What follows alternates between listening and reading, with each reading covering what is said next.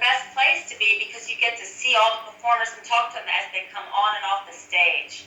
And so you really get to chat with them, and it's very informal. And I think everybody should get a chance to do that. Yeah, absolutely. I can count myself in one of the privilege that's been there, and believe me, I sat there and just immersed myself in all kinds of traditions, thinking about who the famous people have walked that particular piece of behind the stage scenes, and it is just a mind-blowing incident for me. Anyway, it was from a little boy from New Zealand, if you know what I mean. It was just amazing. I used to live in Newport, not too far away, so I know exactly where you are. That's neat. I didn't know Yeah, that. yeah. Actually, I'm an American by birth myself, but I was adopted here in New Zealand as a young child. But I've been back many, many times with different bands around the world, and I have stayed many, many times in Newport. So yeah, it's always nice to be able to catch up with somebody that's a neighbour. That's great. Now, I want to talk to you about your influences. Now, your influences are something that our audience wanted to know about because they are so interested in you, Re. They really, really are. First of all, I got to ask you, how long have you been playing the guitar? Has it been since you were 21 or younger than that? Younger. I started playing guitar when I was around 12 years old because I had started writing when I was 9, and I wanted to be able to accompany myself, and so that I could play my songs and sing them. And so I started taking guitar lessons in New Jersey, and my first guitar teacher actually was the guitar teacher that taught Jim Croce, who, I don't know if anybody remembers who Jim Croce was, but so that was kind of interesting. But and I just fell in love with playing the guitar. You know, I see that, I get it. I as an engineer, and that's what I am, not only a radio announcer, but also an engineer. I've worked with many, many bands over the years in recording studios, doing concerts, doing all sorts of things. But as an engineer, I don't listen to music as a normal fan would listen to music. I kind of break it down in its increments and absolutely cannot fault your work anywhere. Absolutely love it. So you got a big fan in me. How old were you when you first started singing? I started singing when I was like 5 and 6 years old, and I remember I used to love to swing. I still love to swing. If I can get on a swing and swing, I just love it. I'm very creative when I'm moving and rocking. I always did that as a child. Well, I was swinging, and I had this little Mickey Mouse radio, and I would listen to music, and I thought that the people singing lived inside the radio because I was so young. And one day, I said to my mom, Mom, what do these people that sing, that are in the radio do? She said, honey, that's what they do for a living. And I said, well, then that's what I'm going to do. And it was from that moment on. You know, I can relate to that. I really, really can. At 5 years of age, I wanted to be a radio announcer, and strangely enough, that happened. Rather than blow stuff up like my father used to do, he was an explosives expert. So I became a radio announcer, but 5 years of age seems to be a pinnacle time in a young person's life to be able to make career decisions. I really feel if you follow those through, look at where you come to. Yeah, you've got to the point now where you're going to be an icon in the business. It is just amazing the travel and the history that goes into it, don't you think? Yeah, I think that a lot of times, you don't realize in life all these things that happen, what's going to happen. And I'll tell you something funny.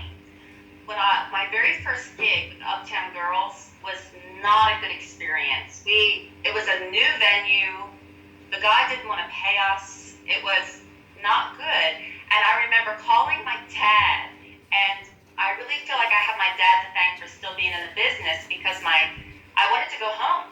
I was like, Dad, I'm broke and we didn't get paid and I want to go home. And he's like, no, honey, you're not going home. You stick with it. And I'm glad. That was like the best advice my dad ever gave me was to keep going, So you never know what's right around the corner. Absolutely. And I got to recommend that your father is a very, very wise man. He really, really is. He could see the future for you. He really could. Your influences, Tammy Wynette, of course, Waylon Jennings, Johnny Cash. It just goes on and on. Carrie Underwood, Miranda Lambert. Now, I have a sneaking suspicion somewhere along the ways that you've opened for Miranda Lambert. Is that right? Not opened for her. She's in the lyrics of my song Bump. And one of the songs that you're actually going to do later on when you get to it is actually Carrie Underwood is one of the writers on it. Right, yeah, I knew there was a connotation in there somewhere, and just scanning very, very quickly over the notes, I've actually only just received them moments before I got to talk to you, and for me, I would rather look at your pretty face than read words, to be very honest. So we'll just put those down for now, and we'll have a chat to you about It Feels Like It's Going to Rain. Now, tell me all about that. How did you come to the lyrics of that? Where did you record it? This is a really interesting story because this is the only song so far that I have not written. I did not write that song. It was three writers, two guys, Polythris, Dean, and then Carrie Underwood was the third writer. And it was written back, I think, right after she won American Idol. And it's not been recorded by anyone. Well, my music consultant had sent me the song. Because she said, I want you to embrace Music Row, embrace other writers, because I'm open to hear any kind of song. I don't have to be the writer all the time, you know. So I listened to the song, and Grant, I fell in love with this song. I would cry, I would listen to it, and I listened to it for about 6 months. And I don't know if other artists have ever told you this, but I felt like the song was written for me. And I just fell in love with the song. And so I got permission and legally to be able to sing the song and be the artist on that song. And so that song, and it took a while to get that. So that song, I kind of fought for that song. It's a very special song for me. Well, I got to be honest with you, Ree. Our listeners are agreeing with you. They've got a connection with you. They've got a connection with your music. And we get so many requests for Feels Like It's Gonna Rain. You're right here at Galaxy 107 FM. We gotta play it. Here it is, Re Mattei.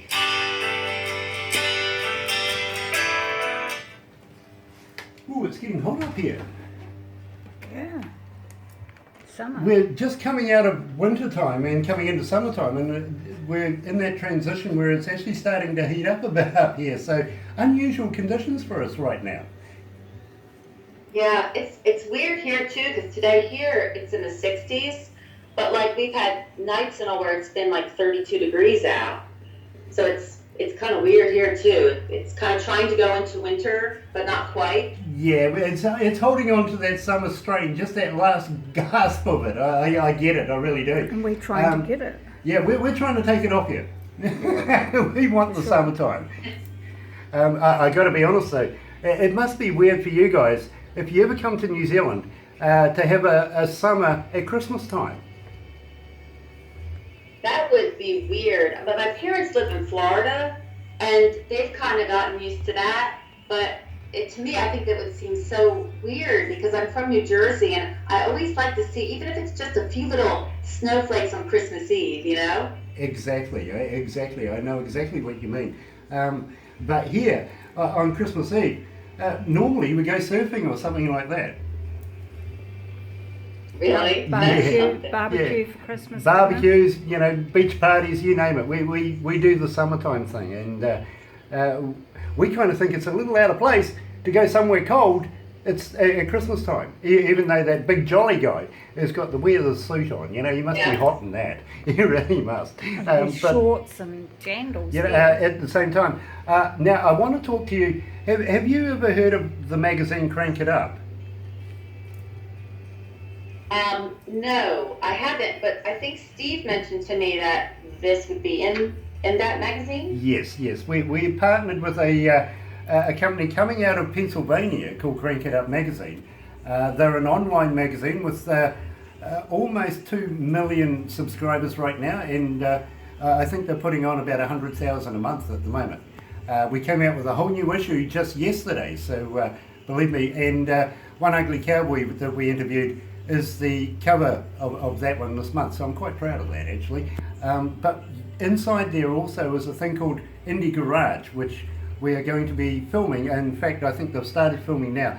They're doing 6 to 12 episodes of that to go to NBC in front of 85 million people. We want to put you in there.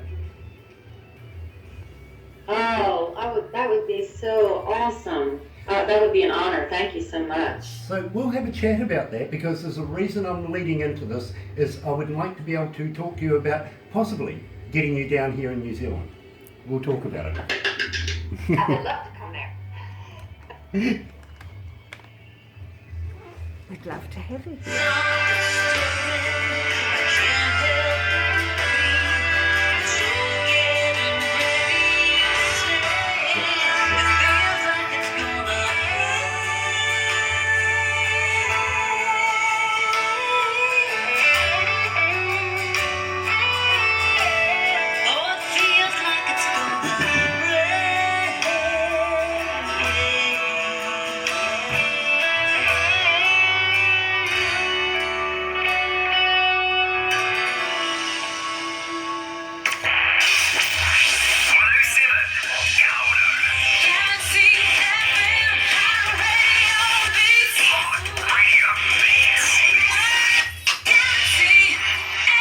That's right, you're right here at Galaxy 107 FM, and I'm joined by what I think is going to be the future icon in ladies country music. I really, really do. Re Mattei is joining us, and believe me, I almost said it a Kiwi style, you know, Re Mattei. I apologise for that. But I've got to ask you, have you ever heard of Crank It Up magazine? Yes, I had heard about it, the online magazine, and Steve had mentioned it to me.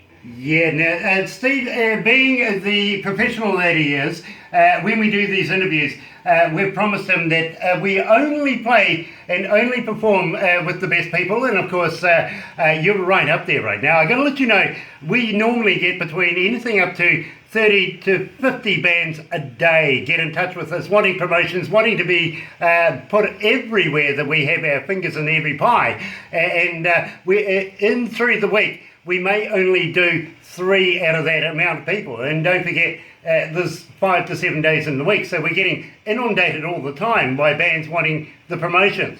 We only play the best here at Galaxy 107 FM, and we only work with the best people like Steve Baker and now yourself. You see, we've been playing you now for a number of weeks, and our listeners have just gone ballistic. They love your music, they really, really do, and they request you all the time. They are just so enamored with your work, they really, really are. So it was only logical that we would get in touch with you and do an interview. Now these interviews get passed on to Crank It Up magazine, and John Rain, he makes movies, by the way, professional movies. He's a good friend of Quentin Tarantino's, and does work for Warner Brothers, Universal Studios, Bollywoods, all of those. And at the same time, he's saying to me, Grant, I want to take these bands that feature in our magazine down under to Australasia. That's New Zealand and Australia. Why Australia? I don't know, but we'll work with them. You know what it's like, right? It's like the Canadians and Americans in ice hockey.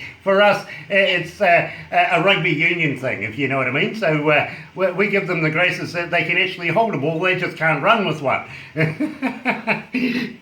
Anyway, we would love to have you down here, down under, in front of New Zealand audiences. If our stats are anything to go by, they're just going to eat you up here. Would you consider that? I would love to come to New Zealand. That would be awesome. I would love it. Well, we would love to. Let's start planning now. Hold on. Let me get out my calendar now. We'll start planning. There you go. In fact, Barbara would be the very, very best person for that. She does the logistics and everything. She manages Aurora Entertainment, which is a subdivision of Galaxy, if you know what I mean. So not only do we work on radio, we bring bands into the country, 2 of them around there, not only New Zealand, but Australia. You know, we have this love-hate thing with Australia. We love to take their money. They hate it. Well, I've got one stipulation, though. I want to pet Barbara's sheep. Yes, we can make that happen. We really, really can. In fact, I go there every now and again just to do the exact same thing. I like playing with their sheep as well. I really do. Some crazy photos come out of that scene. But at the same time, are you up for doing a few, I don't know, unusual stuff? Are you up for trying maybe some wild foods? Wild foods? Oh, like trying some wild foods? Yeah, we've got a tradition that we do here in New Zealand where, especially at Galaxy 107 FM, everybody we bring into the country, we introduce them to a thing called a hoo-hoo grub. Have you ever heard of it? What is that? Okay, you must be familiar with a caterpillar, right?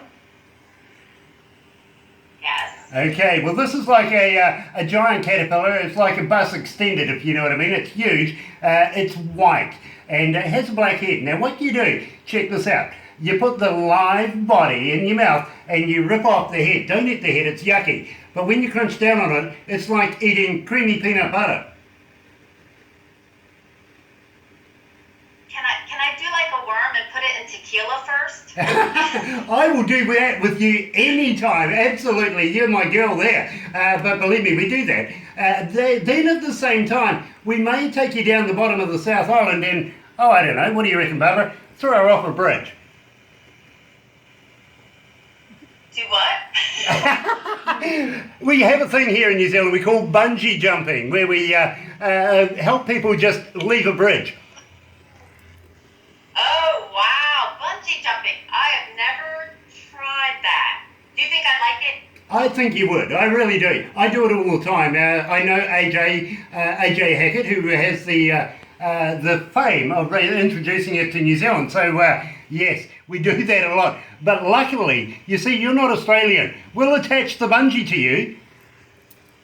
Oh, I like that idea. Yeah, absolutely. How about parachuting? Would you consider doing some parachuting? No, I would like to try parachuting. I've never done that. That looks like it would be so much fun.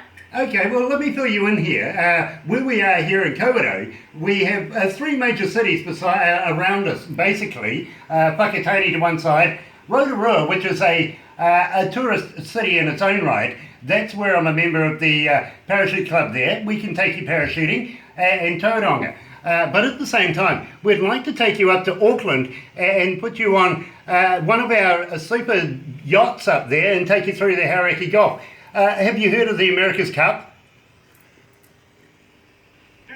Okay, well the America's Cup was a yacht race. First was the Louis Vuitton, then the America's Cup.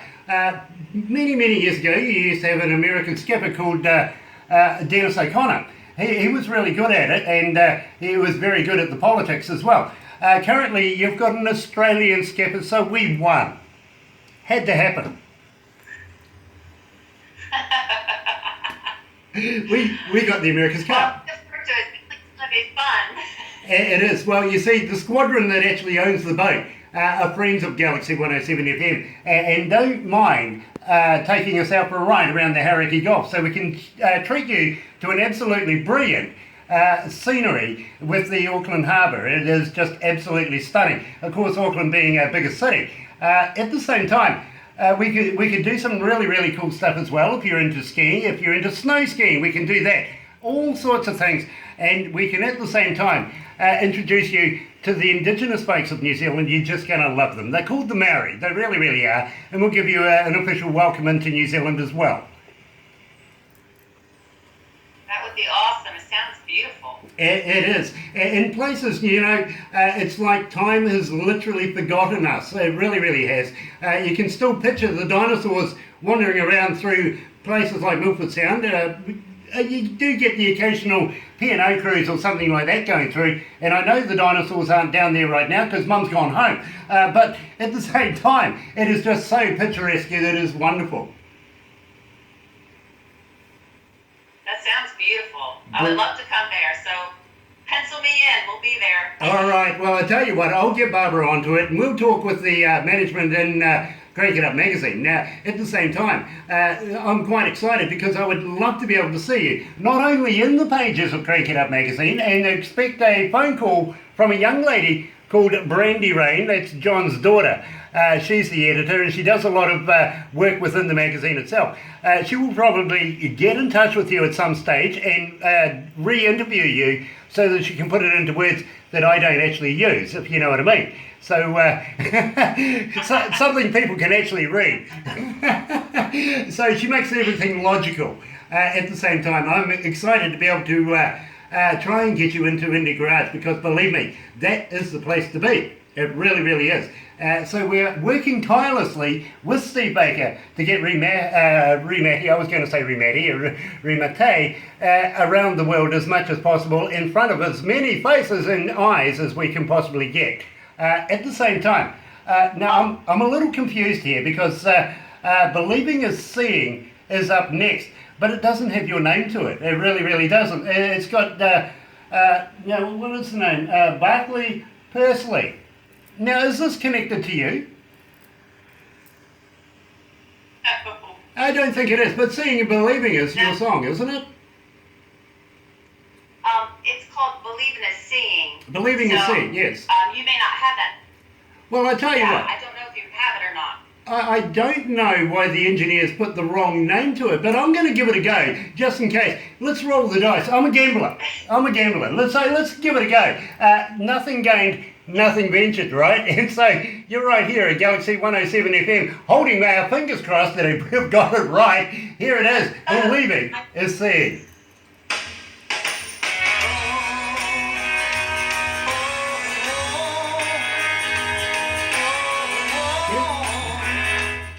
Why the heck did he name it that?